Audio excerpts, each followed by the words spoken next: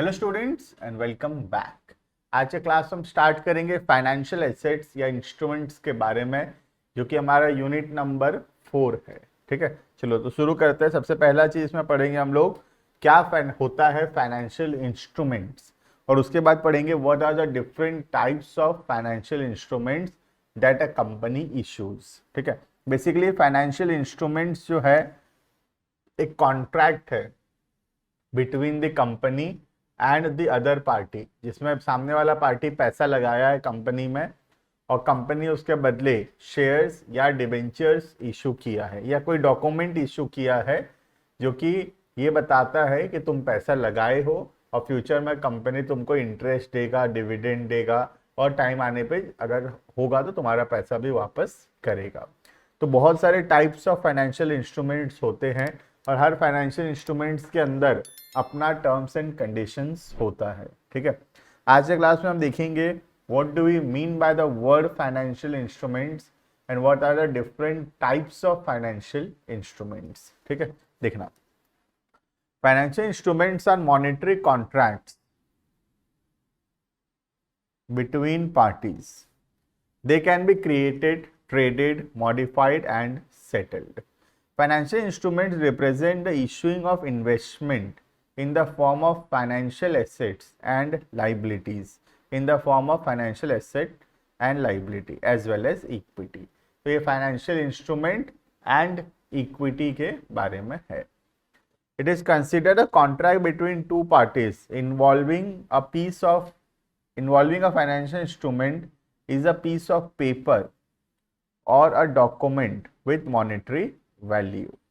ठीक है, तो फाइनेंशियल इंस्ट्रूमेंट क्या है? Financial instrument is just a piece of paper which has a monetary value.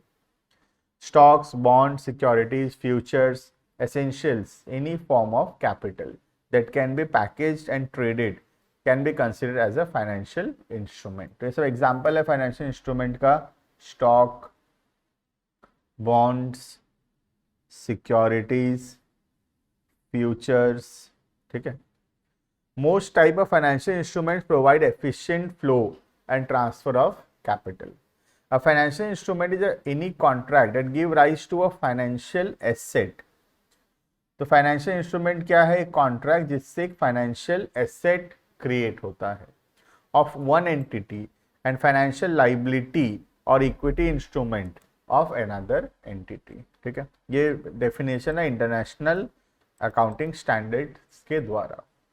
अब टाइप्स ऑफ फाइनेंशियल इंस्ट्रूमेंट में बेसिकली ट्रेडिशनल होते इक्विटी शेयर्स, प्रेफरेंस शेयर्स या फिर बोलेंगे तो डिबेंचर या फिर बॉन्ड. ठीक है, जिसके अंदर सबसे पहला आता है equity shares. Equity share normal shares है कंपनी का, जो कि एक पर्सन खरीदता है तो he become the owner of the company. जहां पे कंपनी अगर प्रॉफिट कमाएगा तो कंपनी उस प्रॉफिट में डिविडेंड देगा to the equity shareholders.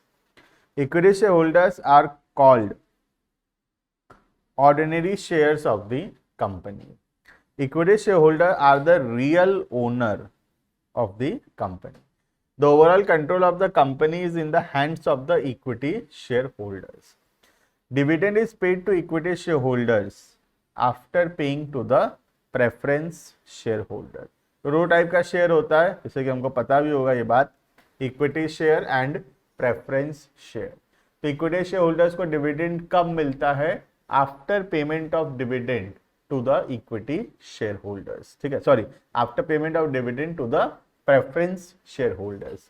तो पहले प्रेफरेंस शेयर होल्डर्स को पैसा दिया जाएगा डिविडेंड, वो भी एक फिक्स्ड रेट ऑफ डिविडेंड होता है, और वो फिक्स्ड रेट ऑफ डिविडेंड देने के बाद प्रेफरेंस शेयर होल्डर्स को जो कुछ भी बचेगा that belongs to the equity shareholders. The rate of dividend to equity shareholder depends upon the profit. कितना डिविडेंड मिलेगा वो डिपेंड करता है कितना प्रॉफिट हुआ है उस पे. Equity share capital is the permanent capital and it cannot be redeemed during the lifetime of a company. तो एक परमानेंट सोर्स ऑफ कैपिटल है और कंपनी ये पैसा वापस नहीं करता है during the life time of the company. Clear है? नेक्स्ट आता है second type, that is the preference share. Preference का मतलब होता है priority. The word preference means giving priority. तो प्रेफरेंस शेयर होल्डर्स मीन्स वो शेयर्स जिसपे कुछ प्रायोरिटी मिलेगा। क्या प्रायोरिटी मिलेगा? सबसे पहला, कंपनी जब डिविडेंड दे रहा होगा, कंपनी पहले डिविडेंड देगा to the preference shareholders, उसके बाद डिविडेंड देगा to the equity shareholders. ठीक है। और जब कंपनी डिवेंचर रिडीम करे, सॉरी, जब भी कंपनी पैसा वापस करेगा लिक्विडेशन के समय, जब कंपनी बंद हो रहा होगा और कंपनी शेयर्स का पैसा वापस करेगा, तो कंपनी पहले पैसा वापस करेगा प्रेफरेंस शेयर होल्डर्स का, उसके बाद कंपनी पैसा वापस करेगा इक्विटी शेयर होल्डर्स का। ठीक है। देखना, two types of preferences are available. पहला, preference for payment of dividend. The dividend in first paid to the preference shareholders whenever the company has distributed the profit। तो जब भी कंपनी प्रॉफिट डिस्ट्रीब्यूट करेगा, सबसे पहले डिविडेंड देगा to the preference shareholders. ठीक है। Next, at the time of liquidation of company, जब कंपनी बंद हो रहा होगा, preference is given to them in repayment of capital. Preference capital return after paying outsider creditors.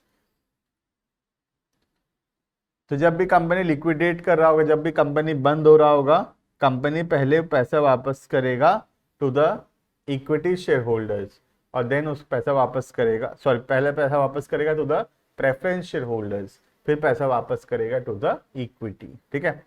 तो बोलने का ये मतलब है कि प्रेफरेंस बनने में फायदा है या इक्विटी बनने में फायदा है, ऐसा कुछ नहीं है। देखो, सबका अपना एडवांटेज एंड डिसएडवांटेजेस है। अगर हम प्रेफरेंस बनते हैं तो फायदा यह है कि हमको पहले डिविडेंड मिलेगा, लेकिन एक फिक्स रेट ऑफ डिविडेंड मिलेगा सिर्फ।